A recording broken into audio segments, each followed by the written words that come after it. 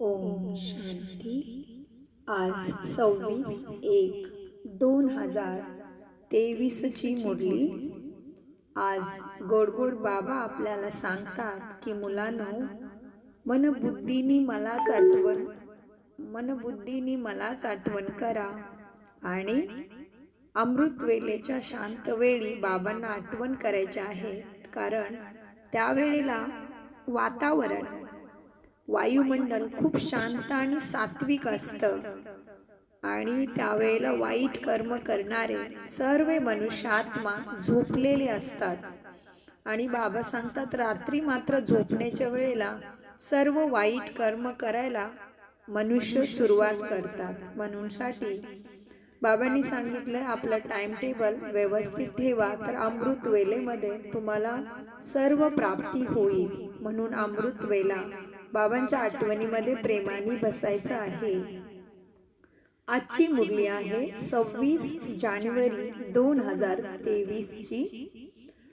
महावाक्य आहे, गोड मुलांनो, अमृत वेळेच्या शांत शुद्ध वायुमंडलमध्ये तुम्ही देहसहित सर्व काही विसरून आत्मा समजून स्वतःला दिव्य ज्योतिबिंदू आत्मा, शरीराचा मालिक, कर्म इंद्रियांचा पण मालिक, स्वतःला आत्मा समजून माझी मनापासून आठवण करा. त्यामुळे तुम्हाला शक्ती आणि भाग्य प्राप्त होईल. बाबा सांगतात, अमृत वेळे आठवण खूप चांगली राहील. प्रश्न: बाबांची शक्ती प्राप्त करण्यासाठी तुम्ही मुले सर्वात चांगले कर्म कोणते करता? उत्तर: सर्वात चांगले कर्म आहे बाबांच्यावर आपले सर्व काही म्हणजे तन मन धन अर्पण करणे.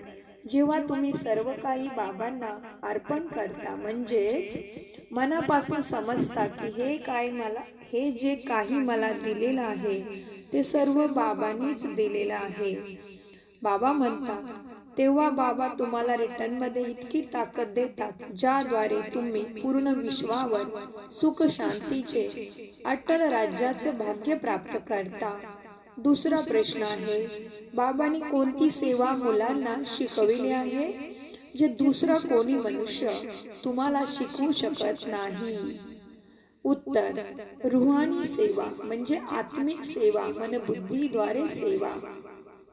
रूहानी सेवा, तुम्ही आत्म्यांना 5 विकारांच्या आजारापासून सोडवण्यासाठी सत्य ज्ञानाची इंजेक्शन बाबा देतात. तुम्ही आहात रूहानी सेवाधारी. मनुष्य जिस्मानी सेवा करतात, परंतु ज्ञान इंजेक्शन देऊन आत्म्याला जागतिक ज्योत बनवू शकत नाही. ही सेवा फक्त बाबाच तुम्हा आत्म्यांची करतात. तुम्हाला मुलांना सर्व शिकवतात.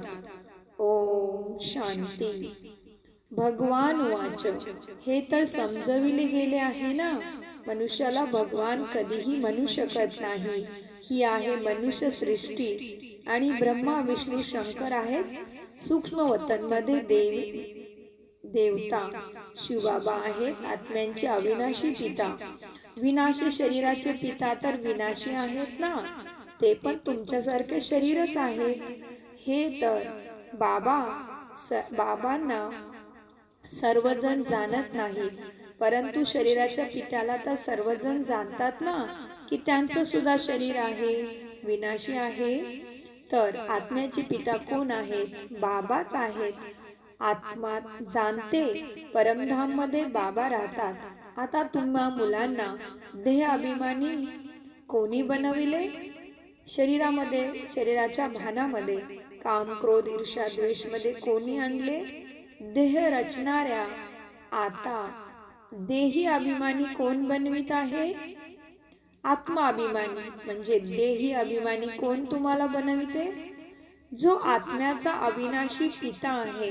अविनाशी म्हणजे त्यांचा आदि मध्य अंत होत नाही. जर आत्म्याचा आणि परमात्म्याचा आदि मध्य अंत म्हटलं तर मात्र रचनेचा देखील प्रश्न उपस्थित होतो.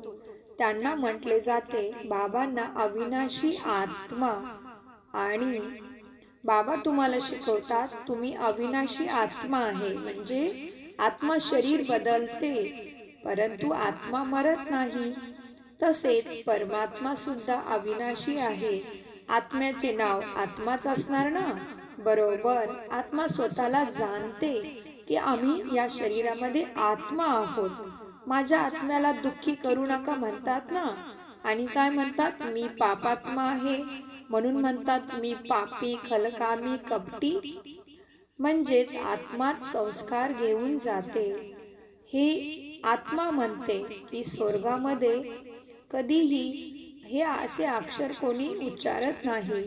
आत्मा म्हणते आत्मा पतित आहे, जी नंतर पावन बनते. पतित आत्म्याचा पावन आत्म्याची महिमा करते. म्हणूनसाठी तुम्ही देवी देवतांची महिमा करता. पण आता तुम्ही स्वतः मन, बुद्धी, संस्कार आणि समज शक्तीने देवी देवता बनत आहात. जे कोणी मनुष्यात्मा आहेत त्यांना पुनर्जन्म तर जरूर घ्यायचा आहे. या सर्व गोष्टी समजण्यासाठी नवीन आहेत. बाबा तुम्हाला आज्ञा देतात. उठता, बसता, शरीराने काम करत राहा, हाताने काम करत राहा, परंतु मन, बुद्धीने हृदयापासून माझी आठवण करा. आधी तुम्ही सुद्धा देवी देवतांची पूजा करणारे पुजारी होता. आता मात्र तुम्ही स्वतःच देवी देवता बनत आहात. म्हणूनसाठी तुम्ही पुजारी होता तेव्हा काय म्हणत होते, शिवाय नमः. आता बाबा म्हणतात तुम्ही पुजारीनी नमः तर खूप वेळा केलेला आहे. आता तुम्हाला मी मालक बनवितो. तुम्हालाच देवी देवता पूज्य बनवितो. पूज्य आत्म्याला कधीही कोणाला नमन करावे लागत नाही. पुजारी नमः किंवा नमस्ते बोलतात. नमस्तेचा अर्थ आहे नमः करणे. डोके थोडे खाली करून नमस्ते करतात. आता तुम्हा मुलांना नमः बोलण्याची आवश्यकता नाही, कारण तुम्ही स्वतःच देवी देवता बनत आहात. तुम्ही खूप नमः नमः करून तुमचा भक्तीचा पाठ, भक्तीची भूमिका पूर्ण केली आहे. आता तुम्ही संपूर्ण सत्य ज्ञानी बनले आहात. बाबा सांगतात ना लक्ष्मी नारायण नमः, ना विष्णू देवताय नमः, ना शंकर देवताय नमः. ही अक्षरेच पुजारीपणाची आहेत, भक्तांची आहेत. तुम्ही तर सत्य ज्ञानी मुलं बनली आहात ना. आता तुम्हाला पूर्ण सृष्टीचे मालिक बनायचं आहे. उच्च भाग्य प्राप्त करायचं आहे. बाबांना आठवण करायची आहे. म्हणतात की ते सर्व समर्थ आहेत. काळाचा काळ अकाल मूर्त बाबा आहे. सृष्टीचा रचयिता आहेत. ज्योतिबिंदू स्वरूप आहेत. पूर्वी त्यांची खूप महिमा करत होते. मग म्हणत होते सर्वव्यापी. कुत्र्या मांजऱ्यामध्ये सुद्धा भगवंत आहे असं म्हणून भगवंताची सत्य महिमा संपवून टाकली. यावेळी सर्व मनुष्यात्मा पापी आहेत, तर जानवराची काय महिमा असणार. मनुष्याची सर्व गोष्ट आहे. आत्मा म्हणते मी आत्मा आहे, हे माझं शरीर आहे. जसे आत्मा बिंदू आहे तसेच परमपिता परमात्मा सुद्धा ज्योती स्वरूप बिंदूच आहे, परंतु ते सागर आहेत. ते म्हणतात मी तुम्हाला पापातून मुक्त करण्यासाठी, पतित पावन बनवण्यासाठी ब्रह्माच्या साधारण शरीरामध्ये तनामध्ये येतो. येऊन मुलांचा मी आज्ञाधारक सेवाधारी बनून तुमची सेवा करतो. तुम्हाला शक्ती देऊन शुद्ध पावन बनवतो. मी रूहानी सोशल वर्कर तुमच्यासाठी आलो आहे. तुम्हा मुलांना शुद्ध रूहानी सेवा करण्यास शिकवतो. दुसरे सर्व जिस्मानी हदची सेवा करायला शिकवतात. तुमची आहे रूहानी सेवा. म्हणून म्हणतात ज्ञान अंजन सद्गुरु दिया. सच्चा सद्गुरू एकच आहे, तेच अथॉरिटी आहेत. सर्व आत्म्यांना येऊन इंजेक्शन लावतात. आत्म्यामध्येच विकाराचे रोग आहेत. हे सत्य ज्ञानाचे इंजेक्शन दुसऱ्या कोणाकडे नसते. पतित आत्मा बनले आहेत ना, की शरीर पतित आहे का आत्मा पतित आहे. आत्माच संस्कार घेऊन जाते, आत्माच पतित बनते आणि त्यानुसार शरीर प्राप्त होते. निरोगी शरीर, रोगी शरीर, भाग्यशाली, हे सगळं आत्म्यामुळेच बनतं. तर आत्मा पतित बनते, शरीर नव्हे. तर बाबा आत्म्यालाच इंजेक्शन देतात. 5 विकारांचा मोठा आजार आत्म्यामध्ये झाला आहे. यासाठी हे सत्य ज्ञानाचे इंजेक्शन ज्ञानसागर बाबांच्या शिवाय कोणाकडे नाही. बाबा येऊन आत्म्यांना सांगतात, हे आत्मानो, तुम्ही जागती ज्योत होता, मग मायाने तुम्हाला कसे कलाहीन करून टाकले. मायाने तुमच्यावरती परछाया टाकली आहे आणि टाकता टाकता तुमची बुद्धी किती ढगाळ बनवून टाकली. तुमचे सर्व गुण झाकून गेली. सर्वत्र सगळ्यांच्या मनामध्ये संस्कारामध्ये काम, क्रोध, लोभ, मोह, अहंकाराचे ढग येऊन बसले आहेत. बाकी कोणीही इथे युधिष्ठिर धृतराष्ट्राची गोष्ट नाही. ही तर आहे सगळ्यांच्या संस्काराची, व्रतीची, रावणाची गोष्ट आहे. तिथे मात्र काहीही लिहून ठेवलं.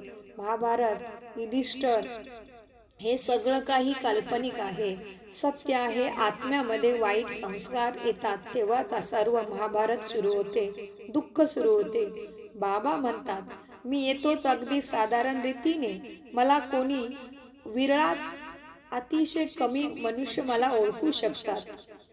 मला कोणी विरलेच जाणू शकतात. शिवजयंती वेगळी आहे, कृष्ण जयंती वेगळी आहे. परमपिता परमात्मा शिवबाबांना श्रीकृष्णासोबत मिळवू शकत नाही. श्रीकृष्ण आहे देवता शरीरधारी. परमपिता आहेत निराकार ज्योतिबिंदू स्वरूपम. ते शरीर घेत नाहीत, तर त्यांना मृत्यूही नाही. बाबा सांगतात श्रीकृष्ण साकार, शिवबाबा निराकार. बाबा म्हणतात, मी आहे निराकार परमपिता परमात्मा, सद्गतीचा दाता, सत्यम शिवम सुंदरम सुखदाता. माझी महिमा तुम्हीच गाता ना. हे पतित पावन, येऊन या भारताला पुन्हा सतयुगी सुखी दैवी राजस्थान बनवा. तुम्हीच तर माझी गायन करता ना. तुम्हीच मला बोलविता. कधी काळी देवी राजस्थान ही धरती भारत होता, आता नाही. मग कोण स्थापन करणार सुखाचं राज्य? परमपिता परमात्मा सुखाचा सागर आहे. तोच ब्रह्माद्वारे नवीन दुनिया स्थापन करत आहेत. आता हे पतित प्रजेचं प्रजेवरती राज्य आहे. म्हणूनसाठी या दुनियेचं नाव कलियुग कब्रस्थान, दुःखाची दुनिया आहे. मायाने तुमचं सर्व सुख संपून टाकलं आहे. आता तुम्हाला देहासहित देहाचे सर्व संबंधांना काम, क्रोध, ईर्ष्या, मोह, द्वेषासाठी विसरून जायचं आहे. फक्त कर्तव्य कर्म आठवणी ठेवून मनामध्ये बाबांना आठवण करायची आहे, तर तुमचे सुखाचा भाग्य जमा होईल. म्हणूनसाठी आता देहासहित, कारण देह आणि देहाचे संबंधच तुम्हाला विकारामध्ये लोटतात. म्हणूनसाठी तुम्ही देहासहित देहाचे सर्व संबंध विसरून मनबुद्धीने मज पित्याची आठवण करायची आहे. शरीर निर्वाहासाठी कर्मही करायचे आहेत. जे काही वेळ मिळेल त्यात मला बाबांना आठवण करायचा, पुरुषार्थ करायचा आहे. पुरुष म्हणजे आत्मा आणि शरीरामध्ये राहतो म्हणजे पुरुष. आत्मा या रथमध्ये राहतो, शरीरामध्ये राहतो. म्हणूनसाठी या शरीरामध्ये असतानाच तुम्ही मला आठवण करून भाग्य पुण्य जमा करू शकता. म्हणून पुरुषार्थ करायचा आहे. शरीराने सर्व कर्तव्य कर्म हाताने करायची आणि मनबुद्धीने बाबांना आठवण करायची. हे एकच युक्ती आहे तुम्हाला सुखधाम मध्ये आत्ता सुद्धा सुख प्राप्त करण्याची. बाबांना आठवण करा, हीच युक्ती आहे. सर्वात जास्त माझी आठवण तुम्हाला अमृत वेलेला राहील, कारण त्यावेळेस वातावरण शुद्ध शांत असते. ती वेळ शांत शुद्ध वेळ असते, कारण त्यावेळेस ना चोर चोरी करतात, ना कोणते पाप करतात, ना कोणी विकारामध्ये जाते. सर्व झोपलेले असतात. म्हणूनसाठी अमृत वेलेमध्ये बाबांना आठवण करा. 2 वाजल्यापासून 4:40 ही वेळ आहे. तर तुम्हाला रोज 4 वाजता उठायचं आहे, बाबांच्या आठवणीमध्ये बसायचं आहे. किंवा 2 वाजता जाग आली तरी बाबांची आठवण करा. कोणाला 3 वाजता जाग येईल किंवा 2 वाजल्यापासून 4 वाजेपर्यंत तुम्हाला कधीही जाग येईल, तेव्हा तुम्ही बाबांच्या आठवणीमध्ये बसा आणि एकच टाइम, एकच नियम ठरवा, तर खूप शक्ती प्राप्त होईल. आणि मात्र रात्री झोपण्याच्या वेळेस मात्र सर्व झोपायला सुरुवात करतात, तर तिथे सर्वजण वाईट कर्म करायला रात्रीमध्ये सुरुवात करतात. तर रात्रीला घोर तमोप्रधान रात्री म्हणतात. आता बाबा सांगतात, मुलांनो, जे भूतकाळामध्ये पास्टमध्ये होऊन गेले ते गेले. भक्ती मार्गाचा खेळ सुद्धा तुमचा पूर्ण झाला. आता तुम्हाला बाबा समजवतात, हे मुलांनो, तुमचा हा अंतिम जन्म आहे. म्हणूनसाठी आता कुठलाही प्रश्न निर्माण न करता आणि सृष्टी कशी चालणार हे सगळे वेस्ट प्रश्न आपल्या मनामध्ये न आणता सृष्टीकर्त्याला त्याचा प्रश्न राहील. तुम्ही कशाला प्रश्न निर्माण करता की पवित्र बनल्यावरती सृष्टी कशी चालेल? जो सृष्टीचा रचयिता आहे तो बसलेला आहे ना. तर तुम्ही तुमचं कल्याण कसं करायचं? आपले श्वास संपायच्या अगोदर, मरण यायच्या अगोदर आपलं भाग्य कसं जमा करायचं त्याकडे लक्ष द्या. ज्या बाबा सांगतात, आता सृष्टीची वृद्धी कशी होईल? वृद्धी तर होतच राहते. जे आत्मा वर शांतीधाम मध्ये आहेत त्यांना सुद्धा खाली यायचंच आहे. जेव्हा सर्व येतील तेव्हा मात्र इथे विनाश सुरू होईल, म्हणजे दुःखाचा नाश व्हायला सुरुवात होईल. मग नंबरवार सर्वांना परत वरती जायचं आहे. मार्गदर्शक बाबा, गाईड सर्वात पुढे असतो ना. बाबांना म्हटलं जाते मुक्तीदाता, पतित पावन, पवित्र दुनियाच स्वर्ग आहे. ती एक बाबांच्या शिवाय दुसरं कोणी बनवू शकत नाही. आता तुम्ही बाबांच्या श्रीमतावर म्हणजे मुरलीच्या अभ्यासावर भारताची तन मन धनाने सेवा करता. गांधीजींची इच्छा होती ना की भारतात स्वर्ग झाला पाहिजे, परंतु ड्रामाची भावी असं होत नाही. जे होऊन गेले, पतित राजांचे राजे संपायचे होते त्यावेळी त्यांचे नामोनिशाण सुद्धा संपले. त्यामुळे राजे संपून गेले तर त्यांचे नामोनिशाण सुद्धा संपले. ज्यांच्या संपत्तीचे सुद्धा आता नामोनिशाण नाही. स्वतः सुद्धा समजत होते लक्ष्मीनारायण स्वर्गाचे मालिक होते, सर्वांना माहिती होते, परंतु कसे बनले, कोणी बनवलं हे मात्र कोणीही जाणत नाही. म्हणूनसाठी पिढीनपिढी भक्ती करत आले, परंतु दुःख संपलेलं नाही. बाबा सांगतात, मुलांनो, लक्ष्मीनारायणाचं राज्य, सुख शांतीचं राज्य, सतयुग कसं प्राप्त निर्माण होतं हे सुद्धा कोणाला माहीत नाही. म्हणून आत्ता सद्गती दाता बाबा तुम्हाला मुरलीद्वारे समजवत आहेत. तर मुरलीला आणि बाबांच्या आठवणीला विसरू नका. बाबाच स्वर्गाचा रचयिता आहे. बाबाच तुम्हाला सुखशांतीचा वारसा देतात. बाबांच्या सारखं दुसरं कोणीही तुम्हाला हे समजू शकत नाही. कितीही गुरु गोसावी करा, मोठे मोठे शंकराचार्य धर्माचार्य करा, परंतु परमात्मा शिवाय मुक्ती, जीवनमुक्ती, सुख शांती कोणी देऊ शकत नाही. आता जे काही भक्तीची सामग्री आहे ते आहे शास्त्र. इथे काही शास्त्र शिकवलं जात नाही. स्वयं भगवंतच तुम्हाला सत्य सांगत आहे. मुरलीद्वारे तुमचं बाबा सत्संस्कार परिवर्तन करतात, सवयी बदलतात आणि त्याच्याद्वारे तुम्ही चांगली कर्म करता. मनसा वाचा कर्मना श्रेष्ठ बनता, तर तुमचं भाग्य, तुम्हाला भाग्य मिळते आता सुद्धा आणि येणाऱ्या अनेक जन्मामध्ये सुख प्राप्त होते. बाबा सांगतात, या सर्व शास्त्राच्या गोष्टी नाहीत, हे सत्य गीता चालली आहे. मात्र त्या भगवद्गीतेमध्ये भगवंताचे नाव बदलून श्रीकृष्णाचे नाव टाकले. कौरव आणि पांडवांची राजाई दाखवली, परंतु येथे दोघांनीही राजाई नाही. आता बाबा पुन्हा तुम्हाला सतयुगाची राजाई देतात. तुम्हा मुलांना खुशीचा पारा चढायला हवा. आता हे नाटक पूर्ण होते. आता आम्ही परत जात आहोत.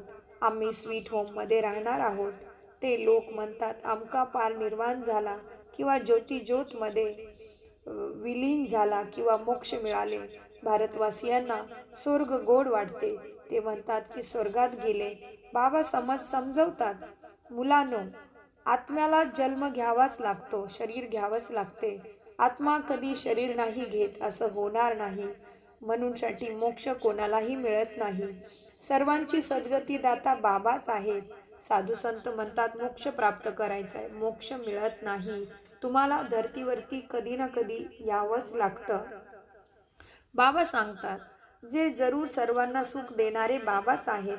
एक निर्वाण धाम मध्ये बसणं आणि आता समजा काही आत्म्यांना मुक्ती जर मिळाली म्हणजे मोक्ष जर मिळाला, तर मग काही आत्मे नेहमीच वरती बसतील आणि बाकीचे आत्मे खाली येतील, दुःख भोगतील, शरीर घेतील. हे बाबांना सहन नाही होऊ शकत.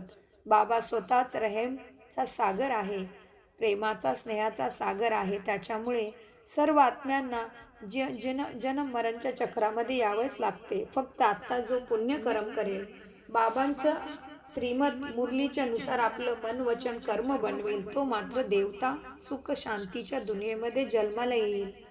बाबाच आहेत पतित पावन, एक आहे मुक्तिधाम पावन दुनिया म्हणजेच परमधाम आत्म्यांची दुनिया, दुसरी आहे जीवन मुक्तिधाम म्हणजे सतयुग पावन दुनिया. मग द्वापार येते, नंतर सर्व पतित बनायला सुरुवात होते. 5 तत्व सुद्धा द्वापार युगापासून तमप्रधान बनतात. मग बाबा येऊन पावन बनवितात. मग तिथे स्वर्गामध्ये पवित्र तत्वानीच तुमचं शरीर इतके सुंदर देवता समान गोरे बनते. तुम्हाला तिथे सतयुगामध्ये नॅचरल ब्युटी, नॅचरल सौंदर्यता असते. त्यामुळे कृष्णाकडे इतके सर्वजण आकर्षित होतात. त्यामध्ये आकर्षण असते देवतांच्या गुणांच्या मध्ये आणि त्यांच्या शरीराच्या सौंदर्यामध्ये सुद्धा सत्वप्रधानता असते श्रीकृष्णामध्ये. त्याच्यामुळे किती आकर्षण आहे.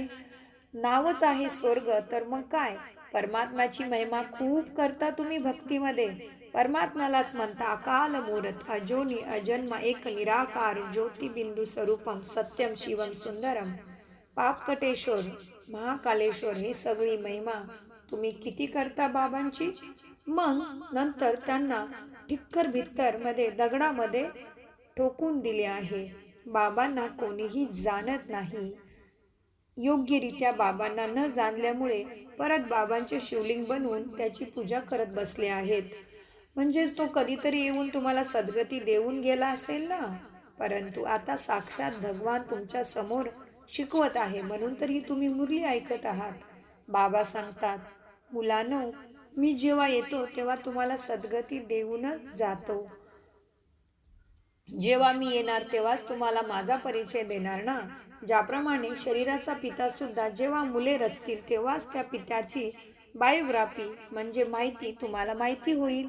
पित्याशिवाय मुलांना पित्याची माहिती बायोग्राफी कोण देईल. आता बाबा सुद्धा म्हणतात, मुलांनो, मी परमधाममधून येतो तेव्हाच तुम्हाला माझा आणि स्वतःचा तुमचाही परिचय देतो. लक्ष्मीनारायणाला तुम्हाला वरायचं असेल, लक्ष्मीनारायणाला वरायचं आहे तर मेहनत तुम्हाला मनबुद्धीने करावी लागेल. जबरदस्त मोठी प्राप्ती आहे आणि नरसे नारायण बनना, नारीसे श्री लक्ष्मी बनना हे मोठे जबरदस्त ध्येय आहे. खूप मोठी कमाई आहे. सतयुगात पवित्र प्रवृत्ती मार्ग होता, पवित्र राजस्थान होते, ते आता पवित्र झाले आहे. सर्व विकारी बनले आहेत. ही आहेच आसुरी दुनिया. खूप भ्रष्टाचार आहे. राजाईमध्ये ताकद तर पाहिजे ना, ईश्वरीय ताकद तर नाही. प्रजेचे प्रजेवरती राज्य आहे. जे दानपुण्य चांगले कर्म करतात त्यांना जन्म राजाई घरामध्ये मिळतो. ती कर्मांची ताकद असते. आता तुम्ही खूप उंच कर्म करीत आहात. तुम्ही आपले सर्वस्व तन मन धन शिवबाबांना अर्पण करतात. म्हणून शिवबाबांना सुद्धा मुलासमोर सर्व काही अर्पण करावे लागते. तुम्ही त्यांच्यापासून ताकद धारण करून सुख शांतीचे अखंड अट्टल राज्य करतात. प्रजेमध्ये तर काहीच ताकद नाही. असे नाही सांगू शकणार की धन दान केले तर तुम्ही MLA वगैरे बनाल. नाही, धन दान केल्याने धनवान घरात जन्म मिळतो. आता तर कोणतीही राजाई नाही. आता बाबा तुम्हाला किती ताकद देतात मनबुद्धीमध्ये. तुम्ही म्हणता की आम्ही नारायणाला वरणारे बनणारच, आम्ही नारायणाच्या दुनियेमध्ये जाणारच, आम्ही मनुष्य देवता बनत आहोत. हे तुम्हाला समजतंय. आता आहेत सर्व नवनवीन गोष्टी. बाबा जे शिकवतात ते सर्व नवीन आहे, कारण नवीन दुनियामध्ये नवीन भाग्य प्राप्त करत आहात. नारदाची गोष्ट आत्तासाठीच आहे. रामायण वगैरे सुद्धा आत्ताचा जो खेळ चालला आहे ते रामायणच आहे. सतयुग त्रेतामध्ये कुठले शास्त्र वगैरे नसते, भक्तीच नसते, कारण तिथे दुःखच नाही. सर्व शास्त्रांचा संबंध याच वेळेशी आहे. झाड म्हणजे कल्पवृक्षाचे चित्र पहा. मठ पंथ वगैरे सर्व नंतर आले. मुख्य आहेत ब्राह्मण वर्ण, नंतर देवता वर्ण, क्षत्रिय वर्ण. ब्राह्मणांची शेंडी प्रसिद्ध आहे ना. ब्राह्मणच उंच आहेत. शेंडी ठेवतात परंतु त्याचा अर्थ नाही जाणत. हा ब्राह्मण वर्ण सर्वात उच्च आहे. जोपर्यंत तुम्ही ब्रह्मा कुमार कुमारी बनून शिवपित्याला ओळखत नाही तोपर्यंत सद्गती होऊ शकत नाही. म्हणून ब्राह्मण म्हणजे ब्रह्मा कुमार कुमारी. ब्राह्मण वर्ण सर्वात उच्च आहे. त्यांचे मग शास्त्रामध्ये वर्णन नाही. विराट रूपामध्ये सुद्धा ब्राह्मणांना उडवून टाकला आहे. ड्रामामध्ये अशीच नोंद आहे. दुनियातील लोक हे समजत नाहीत की भक्ती करता करता आमची काय गती झाली आहे, किती उतरती कला झाली. सर्वत्र दुःख, अशांती, पाप वाढलेला आहे. म्हणतात की भक्तीने भगवंत मिळतो. खूप बोलतात, दुःखामध्ये सिमरन सगळे करतात, परंतु सुखामध्ये सिमरन करायची गरजच नाही. सुख तर तुम्हाला आता निर्माण होणार आहे. सतयुग त्रेतामध्ये सर्वत्र सुख सुख आहे. आता मात्र दुःख आहे, म्हणजे समजायचं आहे दुःखानंतर सुख येणार आहे. तर सुख सागर बाबांना मनबुद्धीपासून आठवण करा. बाबा म्हणतात सतयुगात दुःखाची गोष्ट नाही. इथे सर्वांच्या मध्ये क्रोधाचे संस्कार आहेत. एक दुसऱ्याला शिव्या देत राहतात. आता तुम्हाला नमः शिवाय म्हणण्याची सुद्धा गरज नाही, कारण साक्षात शिव तुम्हाला भेटला आहे. तुमचा भक्तीचा पाठ, भक्तीची भूमिका, भक्तीचा क्लास पूर्ण झाला आहे. ज्याप्रमाणे त्या स्कूलमध्ये डॉक्टरी पूर्ण झालो की तो डॉक्टर हॉस्पिटलमध्ये कार्य करायला सुरुवात करतो, तसंच तुमचा भक्तीचा पाठ पूर्ण झाल्यामुळे आता तुम्हाला सत्य ज्ञानदाता शिवबाबा भेटला आहे. बाबा सांगतात शिव तर तुमचा बाप आहे ना, तर पित्याला सर्वत्र आहे म्हणून चालणार नाही. माझा पिता कुत्र्यामध्ये, मनुष्यामध्ये, दगडामध्ये, कंकडमध्ये आहे असं म्हणून चालणार नाही. पिता तर परमधाम मध्ये राहतात. आता ब्रह्माच्या शरीराद्वारे तुम्हाला सत्य ज्ञान, भाग्याचं विधान, सद्बुद्धी देण्यासाठी आले आहेत. त्याच्यामुळे तुम्ही सर्व आत्मे बंधू आहेत. भारतातच म्हटलं जातं हिंदू मुस्लिम सिख ईसाई हम सब है भाई भाई. हिंदू चीनी भाई भाई, चीनी मुस्लिम भाई भाई. कारण तुम्ही सर्व आत्मेच आहात. शरीर वेगवेगळं आहे तर तुम्ही भाऊ भाऊ झाले ना. सर्वांचा पिताच परमपिताच आहे. एक पित्याची मुले आहात. यावेळी तुम्ही जाणता आम्ही परमात्माची मुले आत्मा आहोत. हा ब्राह्मणांचा वंशावळीचं झाड आहे, सिजरा आहे. पुन्हा देवी देवता धर्म स्थापन होत आहे. कलियुगानंतर सतयुग येणार आहे हे तुम्ही जाणता.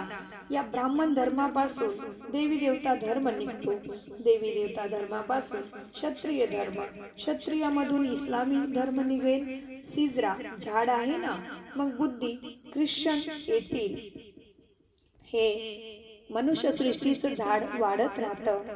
ज्याप्रमाणे दिवस रात्र आहे त्याचप्रमाणे इथे सुद्धा आहे. ज्याप्रमाणे जमिनीमध्ये कुठलंही बीज आपण पेरतो तेव्हा त्याला 2 पाने येतात, परत हळूहळू ते वृक्ष वाढतं. त्याचप्रमाणे मनुष्य सृष्टीचं आहे. आता तुम्ही ब्राह्मण जेवढे परमपिता परमात्मा बरोबर आपलं बुद्धी लावता आणि आपले संस्कार असे देवी बनवता, शांत स्वरूप बनता, शक्ती स्वरूप, सुख स्वरूप बनता, तेव्हा तुम्ही आत्मे सतयुगामध्ये जन्माला येता आणि बाकी सर्व आत्मे वरती परमधाम मध्ये आत्म्याच्या दुनियेमध्ये जातात.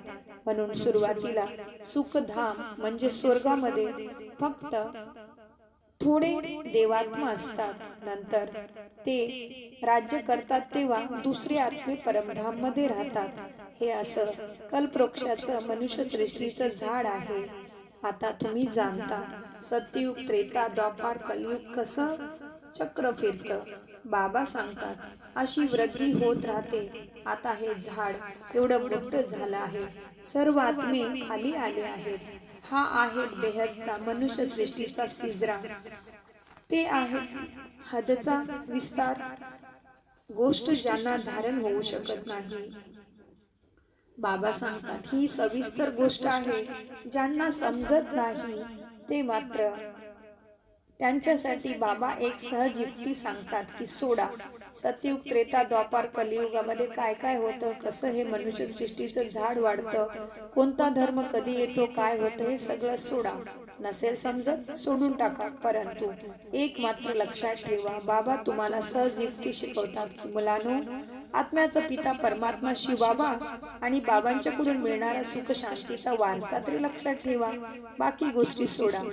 तर स्वर्गात तुम्ही जरूर याल, भाग्य प्राप्त होईल आणि आता सुद्धा बाबांची छत्रछाया सुख शांती मिळेल. बाकी उच्च पद प्राप्त करायचं आहे तर त्यासाठी मात्र पुरुषार्थ करायचा आहे, हे तर तुम्ही मुले जाणता.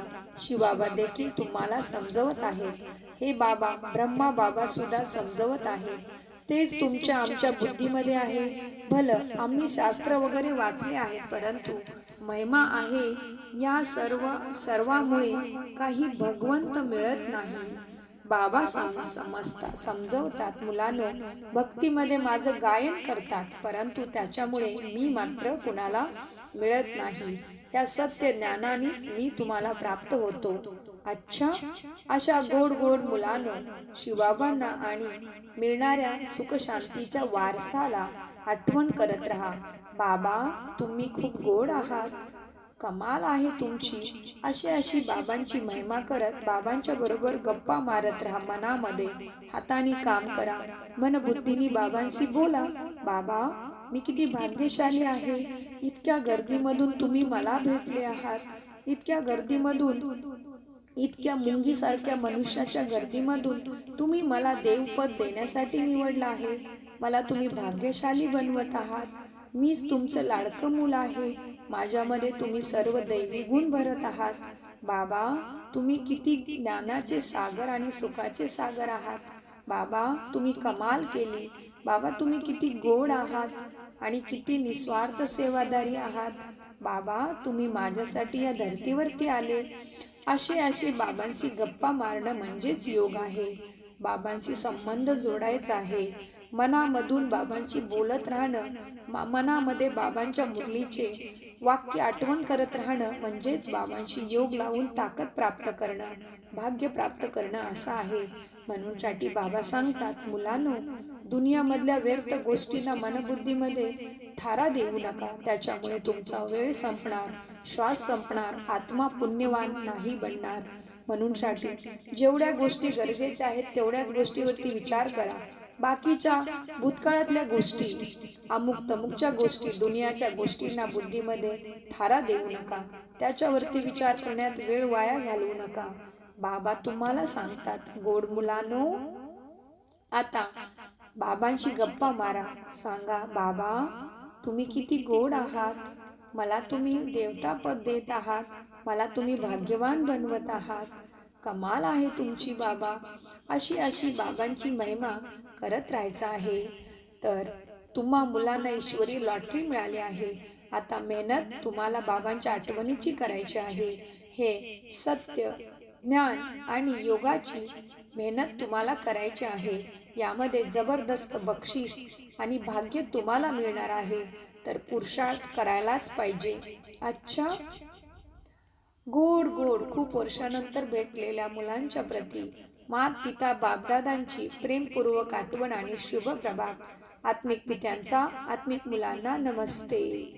आणि आम्ही आत्मिक मुलांचा आत्मिक पित्यांना याद प्यार गुड मॉर्निंग, नमस्ते प्यारे बाबा, नमस्ते. आपण आहे शुद्ध आत्मिक बुद्धीमधून सर्व काही समजते आणि इतरांना सुद्धा समजवते. म्हणून धारणेसाठी सारांश. आजच्या मुरलीचा धारणेचा सारांश. आता हे मनुष्य सृष्टीचं नाटक पूर्ण होणार आहे. आपण आपल्या गोड परमधाम आत्म्याच्या घरात जाणार आहोत. या स्मृतीने खुशीचा पारा नेहमीच चढलेला असावा. नंबर 2 ची धारणा, पास्टमध्ये भूतकाळामध्ये जे झाले ते झाले समजवून या अंतिम जन्मामध्ये स्वतःचं कल्याण करायचं आहे. बाबांना मनसा वाचा कर्मणाने शुद्ध बनून पवित्रतेची मदत करायची आहे. तन मन धनाने या भारताला स्वर्ग बनवण्याच्या सेवेत आपल्याला व्यस्त ठेवायचं आहे, सेवेत लागायचं आहे. आणि वरदान, आजच्या मुरलीमधून वरदान पहा. बापदादांनी माझ्या डोक्यावरती हात ठेवला. शिवबाबांनी ब्रह्मा आई माझ्या समोर बसली आहे. माझ्या डोक्यावरती हात ठेवला आणि दृष्टीमधून बाबांनी मला सर्व शक्ती आणि गुण प्रदान करत आहेत. आणि मनपटलवरती हे चित्र पहा आणि नंतर वरदान घ्या. आजच्या मुरलीचं वरदान आहे, सर्व जुन्या खात्यांना संकल्प आणि संस्कार रूपामधून समाप्त करा आणि सर्व जुन्या संस्कार, जुन्या सवयी, जुन्या खात्यांना आपल्या संकल्पामधून आणि संस्कारामधून समाप्त करणारेच अंतर्मुखी भव बनू शकतात. वरदानाचं विश्लेषण आहे, स्पष्टीकरण आहे. बाप दादा मुलांच्या सर्व कर्माचे खाते वह्या आता स्वच्छ करू इच्छितात. जरासे सुद्धा जुने खाते अर्थात बाहेर मुक्तामध्ये राहू नका. बडबड कामाचीच बोलणं करावं. विनाकामाची बोलचाल करू नये, त्याच्यामध्ये आत्माची शक्ती जात असते. बाबा सांगतात, जरा जुने खाते अर्थात बाहेर मुक्तेचे खाते संकल्प आणि संस्कार रूपामध्ये सुद्धा ठेवू नका. सदैव सर्व बंधनमुक्त आणि योगयुक्त यालाच अंतर्मुखी म्हणता येईल. म्हणून सेवा खूप करा, परंतु बहिर्मुखीपासून अंतर्मुखी बनवून करा. शांत राहून आपल्या स्वधर्मामध्ये स्थित राहून सेवा करा, तरच अंतर्मुक्तीच्या चेहऱ्याद्वारे बाबांचे नाव प्रसिद्ध करा. आत्मे बाबांचे बनतील असे प्रसन्नचित्त राहा आणि इतरांना प्रसन्नचित्त करा, तर भाग्य वाढेल. स्लोगन. आजच्या मुरलीमधून स्लोगन आहे, आपल्या परिवर्तनाद्वारे संकल्प, बोल, संबंध, संपर्कामध्ये सफलता प्राप्त करणेच सफलता मुहूर्त बनणे आहे. आपल्या कसलं परिवर्तन करायचं? पहिला आपण सगळ्यांना पाहायचो, शरीर पाहायचो, हा असा आहे, तो तसा आहे, सगळ्यांच्यातल्या कमजोरी पाहायचं. ते न करता सर्वच आत्मा आहेत, सर्वच शांत स्वरूप, सुख स्वरूप, प्रेम स्वरूप आहेत, आनंदी आहेत, सत्य आहेत, सगळेच ज्ञानी आहेत. या दृष्टीने सर्वांना पाहायचं आहे. सर्वांच्या मध्ये काही ना काहीतरी चांगला गुण आहे ना, त्याला पाहायचं आहे. म्हणून बाबा म्हणतात, आपल्या परिवर्तनाद्वारे संकल्प, बोल, संबंध, संपर्कामध्ये सफलता प्राप्त करणारेच सफलता मुहूर्त बनणे आहे. ओम शांती. अशा गोड गोड बाबांना आपल्या सगळ्यांच्याकडून अगणित पदम गुना शुक्रिया. धन्यवाद.